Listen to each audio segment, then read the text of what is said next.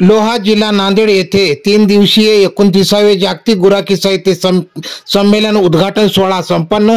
या साहित्य संमेलनाचे अध्यक्ष शाहीर नामदेवरावजी चमकुरे, उद्घाटक शाहीर नरसिंगरावजी ठाकूर, प्रमुख पाहुणे पांडुरंग पाटील कंसले तर हबप महाराज सदानंद हे उपस्थित होते। स्वागत अध्यक्ष आदरणीय डॉक्टर प्राध्यापक पुरुषोत्तम धोंडगे साहेबांनी सर्व गुराखी राजांचे स्वागत जल्लोषात केले।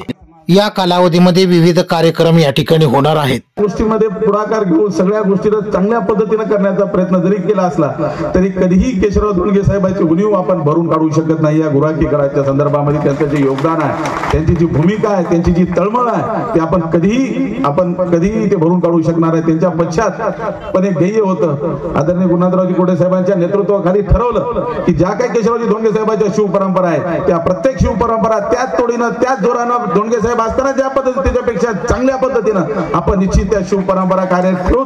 त्यांच्या खऱ्या अर्थानं त्यांना आपल्याला त्यांची आठवण करायची असेल तर त्यांची आठवण ह्या गुराख्यामध्ये सगळ्यात जास्त जीव या पोतराजामध्ये, मासजोग्यामध्ये, आमच्या लमानी मातेमध्ये, ताळवाळ्यामध्ये, रांद्रामध्ये, पशुवाल्यामध्ये, या सगळ्यामध्ये त्यांचा जीव। हे सगळे मोठ्या संख्येने आले, वाजत गाजत तिथून आले। ज्या पद्धतीनं मी विशेषतः सर्व श्री शिवाजी मोफत सोसायटीच्या सर्व माझ्या विद्यार्थ्यांचं मनपूर्वक अभिनंदन करतो। नुसत्या लेझिम घेऊन ते आले नाहीत किंवा कुठला देखावा करून आले नाहीत, तर त्यांनी त्या देखाव्यामध्ये जीव ओतून, प्राण ओतून मोठ्या ताकदीनं एक गुराखी साहित्य संमेलन चांगल्या पद्धतीनं झालं पाहिजे ही भावना ठेवून सगळ्या लेकरा बाळाला सजवून नटून छटून आपण आणलात, त्याबद्दल आपल्या चरणी मानाची कोटी कोटी या ठिकाणी जयक्रांती करतो।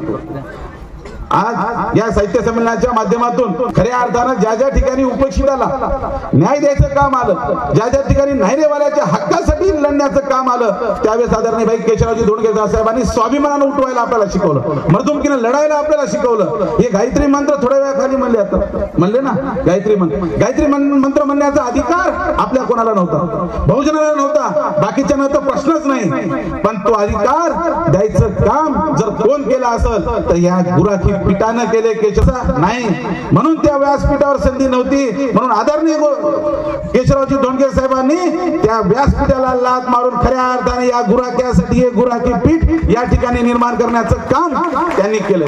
आता त्याला गुणाला कित्येक माता या ठिकाणी त्यांनी वेगवेगळे गाणे गातात। आता आमचे देवकर किती सुंदर गाणं म्हणतात, किती त्यांचं प्रत्येक गोष्टीमध्ये मंत्र उच्चारण आहे।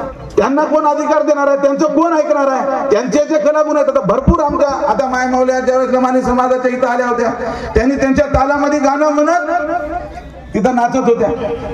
त्या गाण्याचा संग्रह कुठं होणार, त्यांना संधी कुठं मिळणार? त्यांना संधी द्यायचं काम हे गुराखी पीठ आहे। खऱ्या अर्थानं आदरणीय भाई केशवरावजी धोंडगे साहेबांनी मरम ओळखलं, ज्याला कोणी नाही रे, ज्याला कोणी विचारत नाही रे, ज्याला बडतूस म्हणतात, त्याला ठुकरावून टाकतात, त्याला कोणी नाही, त्याला हे गुराखी गड आहे रे। आणि ते निश्चित चांगल्या पद्धतीचं या काम त्यांच्या माध्यमातून करेल एवढं या ठिकाणी करतो। आणि स्वागत अध्यक्ष या नात्यानं माझ्या सर्व गुराखी राजांचं, कुणबी राजाचं, बळीराजाचं, सर्वांचं, त्याचबरोबर सर्व पत्रकार बांधव मोठ्या संख्येने या ठिकाणी उपस्थित राहिलेत, या ठिकाणी स्वागत अध्यक्ष या नात्यानं आपल्या सर्वांचं या ठिकाणी स्वागत करून माझे 2 शब्द संपवतो। जय क्रांती, जय महाराष्ट्र, केशवाय नमः।